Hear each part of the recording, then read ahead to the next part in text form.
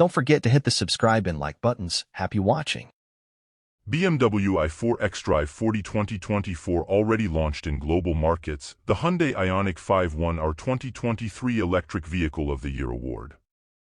But if the compact electric SUV with origami styling was that year's valedictorian, the BMW i4 Grand Coupe was surely the salutatorian. The i4 M50 that participated in EV of the Year 22 wowed us with its poise, power, and chest-compressing speed.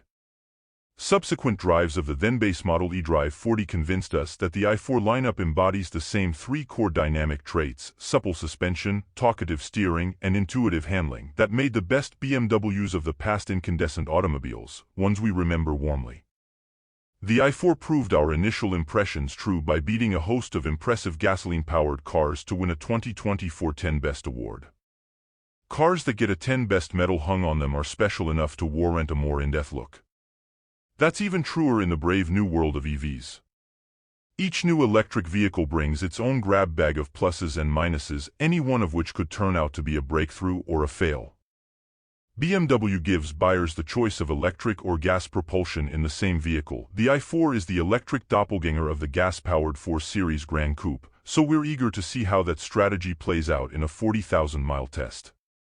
Going against our instinct to reach for the version with the most power, we ordered the second most powerful model in the 4-trim lineup, the 396-horsepower, twin-motor, all-wheel drive xDrive40, which starts at $62,595. That was all the restraint we could muster, though. We couldn't resist the M Sport package, 19-inch summer rubber, plus a racy steering wheel and aluminum cabin trim, or the premium Shadowline Driving Assistance Pro and Parking Assistance packages. We also sprang for adaptive LED headlamps, Oyster Vernasca leather, and a Harman/Kardon surround sound system, then topped it all off with a special order of purplish Mora metallic paint, bringing our test car's sticker to $77,920. Broken in with around 1,200 miles on its odometer, the i4 was a sprightly performer at the test track, with a 60 miles per hour time of 4.4 seconds and a quarter-mile zip of 12.9 seconds at 109 miles per hour.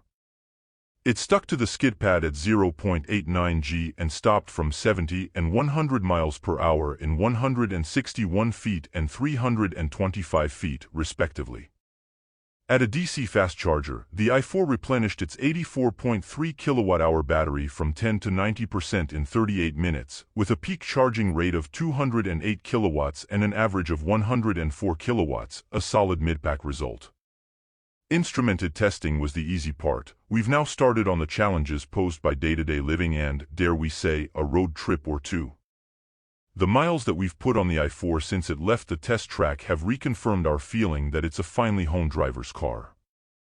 The M Sport package firms up the suspension a bit, but not too much, though we think the i4 would be almost as enjoyable to daily without the sportier chassis pieces or its summer tires. Its behavior on winter tires is another story, however.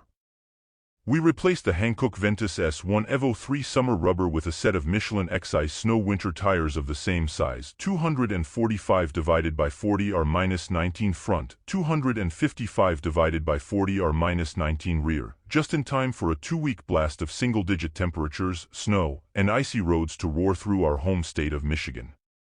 Unfortunately, though, the winter rubber has caused the i4's confident dry road handling to go south along with the milder temperatures.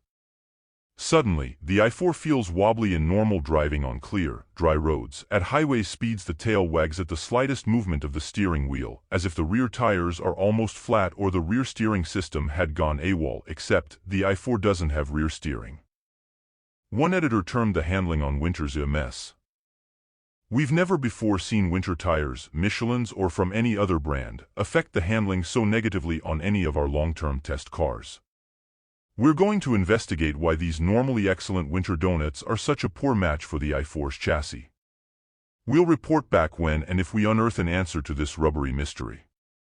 Those who've put early miles on the i4 have already discovered some strengths and idiosyncrasies that can only surface over time. Early on, the i4's driving range indicator seems to be spot on. Yet, one driver put an expletive into the logbook about his frustration with being locked out of the climate control system while charging. We'll have to delve into the many menu options to see if there's a way to program around that. Another editor doubted that this car's newest iteration of iDrive is an improvement. We'll have more definitive things to say about that, about driving range, about winter tires, and much more as the weeks and miles accumulate. And we'll see how, in our estimation, the i4 stands up over the long haul as a BMW. We have our suspicions, and its status as a 10 Best Award winner couldn't be a better start.